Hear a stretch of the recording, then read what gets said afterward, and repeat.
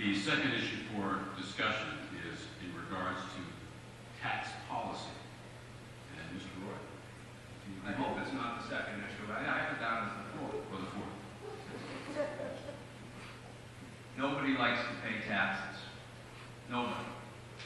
But taxes are what we use to fund our budgets, and our budgets reflect our values and our choices. And they reflect the type of government that we want. When I get to Beacon Hill, one of the first things I'm going to ask is that we look at our tax policies. As noted earlier, I want to explore rolling back the sales tax to 5%, to put more money in your pockets so that you can spend and be the engine to drive this economy back. We also should be collecting online sales taxes from those out-of-state companies that have been harming our local businesses and economy. Massachusetts loses approximately $335 million in sales tax revenues to online and other remote sales. It's blatantly unfair, and it's impossible to defend. I don't understand why my opponent is opposed to collecting those taxes from out-of-state companies that do business in Massachusetts. It's penalizing and putting our local businesses out of work. These brick and mortar businesses that line Main Street and downtowns throughout the Commonwealth, they're the folks in our local communities. They're supporting the local Little League teams. They're donating to our school facilities. They're helping out in the community. And they have to compete with companies like Amazon, who just by virtue of having an online site can offer a 6.25% discount. And I'm surprised that you wouldn't support that common sense approach. I do believe that as we emerge from this Great Recession, we should revisit not only the sales tax, but we should also examine the entire tax code to make it more fair and equitable. And I support taking a look at all taxes and lowering those that make sense in a balanced way. I'm going to fight unfunded mandates, which are another form of hidden tax. I'm going to ask that every bill that the legislature proposes be sent first to the auditor's office so they can determine what the local impact will be of that legislation. And I'm going to ask that we identify and require a funding source before any bill is passed. I'm going to ask that we look at tax haven abuses. I saw one study that showed that every Massachusetts taxpayer would have to pay an extra $636 to make up for the lost revenues from offshore abuse of offshore tax havens. Now, we'll be entering a legislature that has had no new taxes or fees for 3 years in a row. And I'm going to work to continue that effort to keep us emerging from the recession. And finally, I'm going to ask that the legislature look at tax credits. I'd like to see a real analysis of the benefits of those burdens, those tax credits returning to the Massachusetts residents what they promised to do. Thank you very much.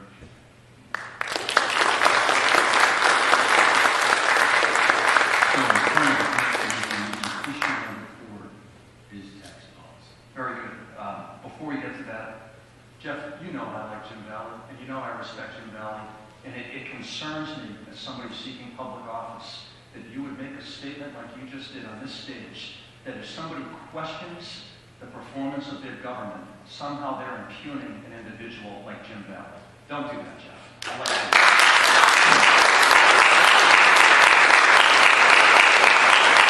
I continue to question our state government, as I'm sure most of the folks, because they're investing their time being here, do. It's one of the great things about being an American. It's not a negative, Jeff. It's a good thing for us to do. It's part of this process. And if you take me up on that beer, I'd love to have you tell me over that beer how we're better off as a state if CEOs don't find our state as attractive, or if CEOs don't want to bring their jobs here, somehow we won't live as long. You can explain that to me over the beer. I'm not quite following it. I'll be happy to, as long as you're buying. We're taxed at one of the highest rates in the nation. The answer to our fiscal problems in this state is not to take more of your money. We don't have a revenue problem in this state. We have a spending problem.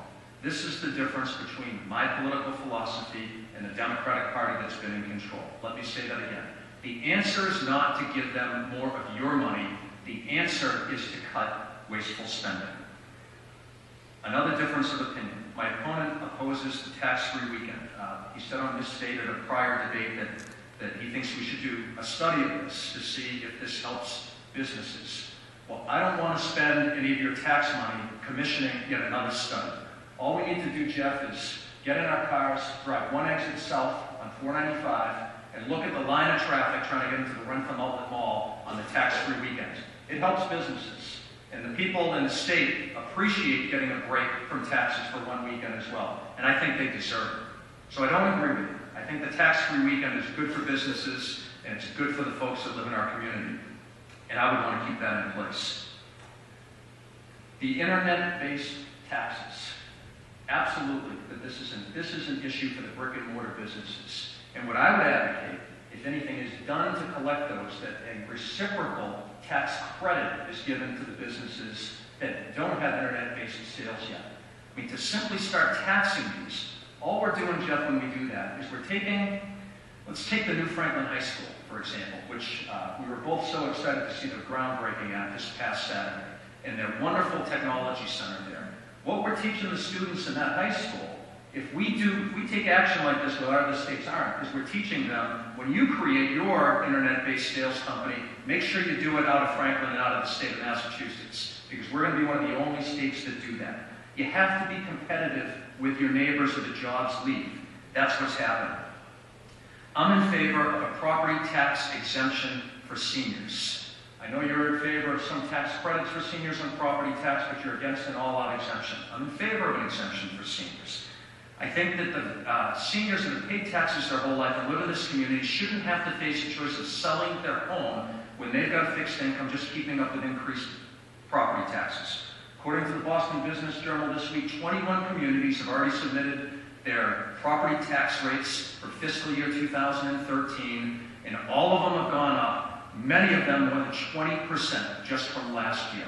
Folks on a fixed income can't manage this. People in our community need tax relief, not increased taxes. Thank you.